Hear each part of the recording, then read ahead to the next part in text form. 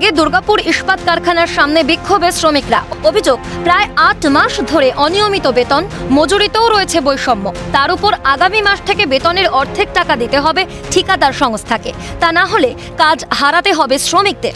এরকমই নিদান ঠিকাদার সংস্থার। বারবার তৃণমূল শ্রমিক সংগঠনের কোর কমিটিকে জানানো হলেও কোনো সুরাহা হয়নি বলে অভিযোগ। দিনের পর দিন চাপ বাড়াচ্ছে কারখানা কর্তৃপক্ষ এবং ঠিকাদার সংস্থা। প্রতিবাদে বুধবার সকালে তৃণমূল শ্রমিক সংগঠনের ঝান্ডা হাতে কারখানার মূল গেটে বিক্ষোভ তৃণমূল কর্মীদের। সাত সকালে ধস্তাধস্তির ছবি, দাবি পূরণ না হলে বৃহত্তর আন্দোলনের হুঁশিয়ারি। ঘটনায় তৃণমূল শ্রমিক সংগঠনের গোষ্ঠীদ্বন্দ্ব প্রকাশ্যে।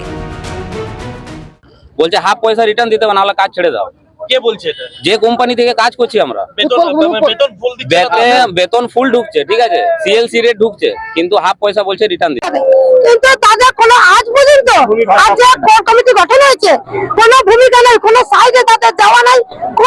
কোনো ওয়ার্কারের যে প্রবলেম সেগুলো তাদের দেখা কোনো গুরুত্ব নেবে। আমরা শ্রমিকরা ইউনিয়নের কাছে যাব, ইউনিয়ন সেটা ভূমিকা নেবে। আমাদের টেন্ডার শেষ হয়ে গেছে 3 মাস, কোনো ফাইনাল পেমেন্ট পাচ্ছি না। কোর কমিটির কোনো ভূমিকাই নেই, পুরোপুরি দুর্বল। এই যে 2 বছর ধরে যে কমিটি হয়েছে বা এই কোর কমিটি হয়েছে, কোনো ওয়ার্কারের সাথে একটা সভা করেনি প্ল্যান্টের মধ্যে, তার কোনো প্রমাণ নেই। পাল্টা শ্রমিকদের বিরুদ্ধে অভিযোগ তৃণমূল কোর কমিটির সদস্যদের। ঠিকাদার সংস্থা কোর কমিটির সঙ্গে আলোচনায় বসতে চাইছে না বলে দাবি তার। ওরা কোনো রকমে কোনো আমাদের সলিউশন আসতে চাইছে না, তার জন্য আজকে ওয়ার্কাররা আবার রিপোর্ট দিয়েছে। না এটা ওদের ভুল ধারণা। আমরা এই নিয়ে 4 থেকে 5 বার কন্ট্রাক্টের সাথে বসা হয়ে গেছে।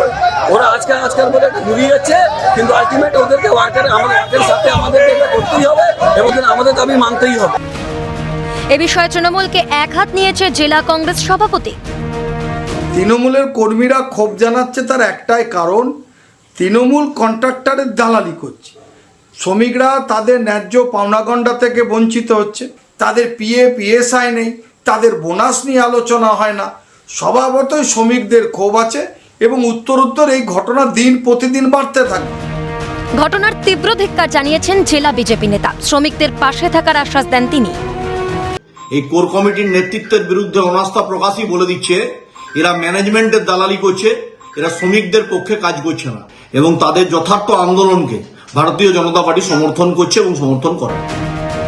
কারখানায় কাজ করেই চলে সংসার, কিন্তু তারপরেও মিলছে না সঠিক সময় বেতন। এরই মাঝে বেতনের অর্ধেক টাকা ঠিকাদার সংস্থাকে দেওয়া নিয়ে ফতোয়া জারি করলে কিভাবে জুটবে দুমুঠো অন্ন? আতান্তরে শ্রমিকরা। এখন দেখার এর সুরাহা মেলে কবে।